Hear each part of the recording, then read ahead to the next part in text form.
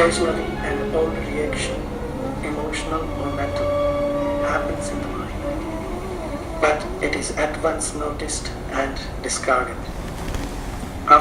So even when if there is a reaction happens in the body and the mind, because emotional is always a physical reaction in the body, yes, which is perceived in the mind, and the belief caused that physical reaction in the body.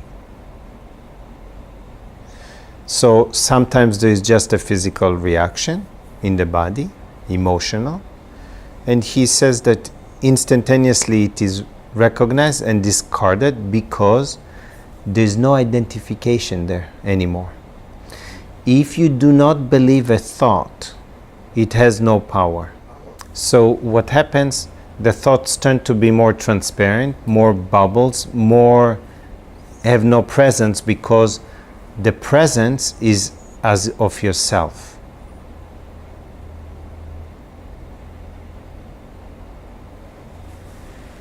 You're free. Everyone is already free. They just believe that they are a separate entity that has to become free. So, what do you call that maturity? So I am ever free, right? Changeless awareness, ever free. Then there is an entity that I take myself to be. And then I say, this entity has to become free. Yet this entity is non-existent. It is a mirage. A phantom means it appears to be real and it never becomes real. It appears to be me and it never is me. Isn't that because it identifies with an object? Yeah, even when it identifies with an object, it doesn't become the object. Well, when I'm saying the object, I'm talking about the human body, Yes. the human animal. That's the first object the mind is identified with. Yes. So when the mind identifies with an object, it doesn't become the object. How I come to the conclusion to see that. In the dream, I identify as an object, no? Yes. And is there an object in the dream? No.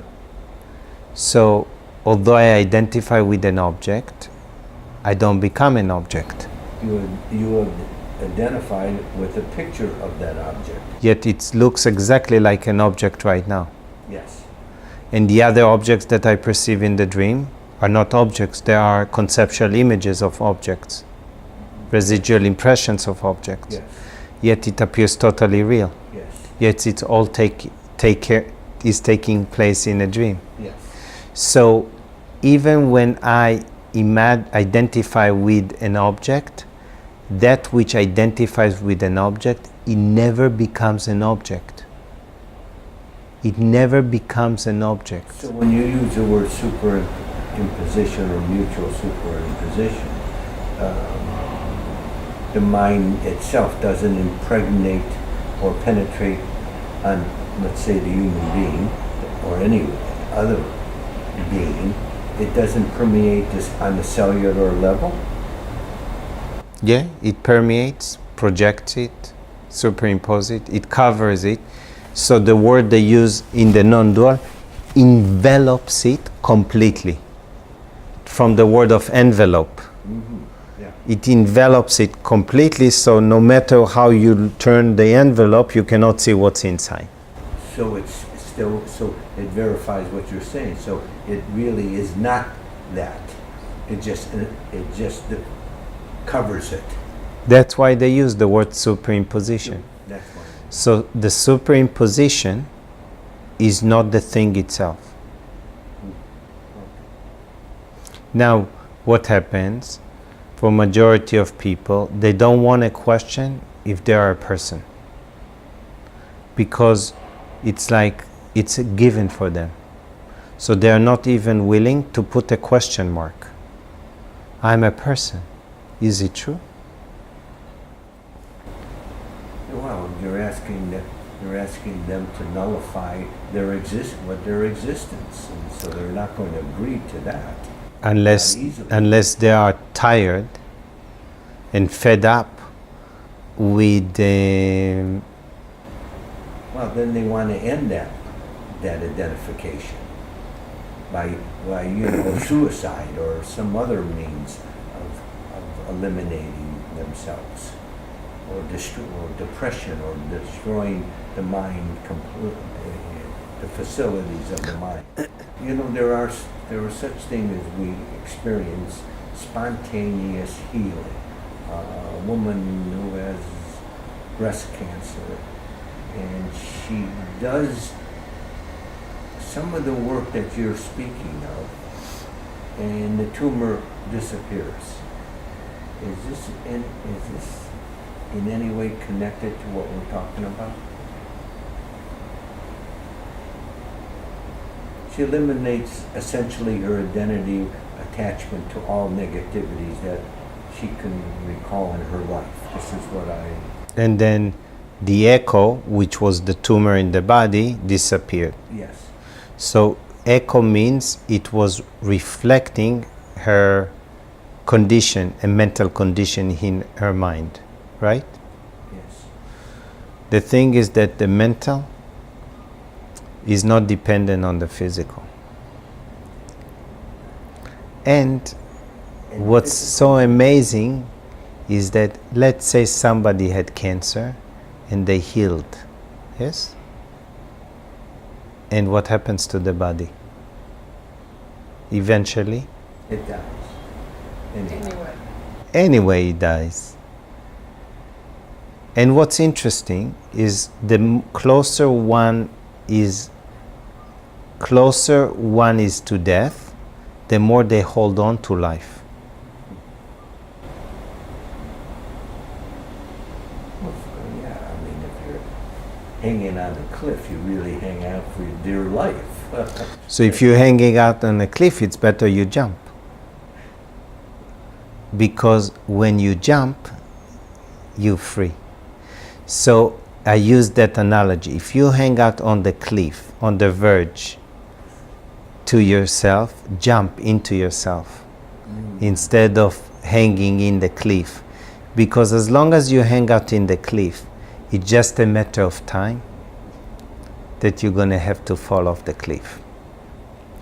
So you better jump and you get rid of that fear. And then when I say you jump into eternity.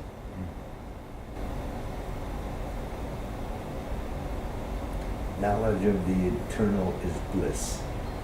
Yeah, and that jump is inward. It's nothing to do with the external. Again, you cannot realize yourself by believing that you are a physical object. You cannot realize who you are by going out to the objects of the world. You can realize who you are by withdrawing your attention from objects, thoughts, and the attention merges within yourself. So the person who awakens through a major bout of depression and is contemplating suicide and awakens from that is a person who actually jumped into themselves. In a way, they withdraw their attention. The thing is, the person never awakens. What awakens is awareness awakens to itself. On the appearance, someone says, wow, this person is awakened. No, a person, what? Is the body awakened? That's the question I ask. Is the body awakened? No, the body is not a conscious entity. The mind is awakened, so there is an awakening that takes place in the mind, just like when I'm dreaming and I believe the dream to be real and I wake up from the dream in the waking state, I realize that the dream is a dream, is unreal, right? So there was awakening in the mind, These are layers and levels of realization that can happen. Yet true awakening is an awakening that you are prior to any thought, anything, yes? So that's an awakening of awareness, awakening to itself. So this awakening is not of a person. This is your left, your person. This is what, could you call it a realization? Yes. So you can detach from ideas as a person. And here you have to detach from being a person.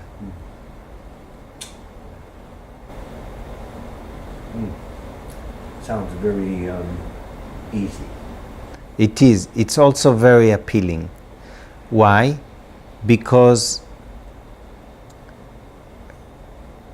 when you take yourself to be a person, then it's challenging to detach from being a person. When you realize that you are prior to the concept of a person, then it's very easy to shift the attention from the notion of being a person. You've had yourself, I have some information, a journey yourself, if I can call it a journey.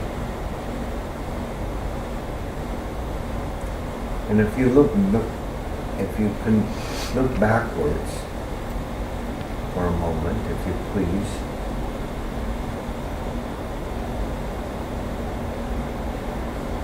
That realization was instant.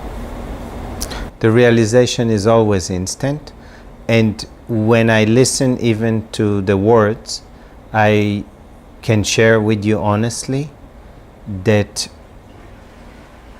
I never had a journey because I never moved. When I think I had a journey, that means in time. That means I imagine myself to be an entity that was going through a particular sequence of events. Yet it's all imaginary.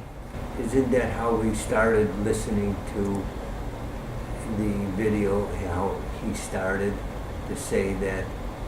Would you play that over, or how he's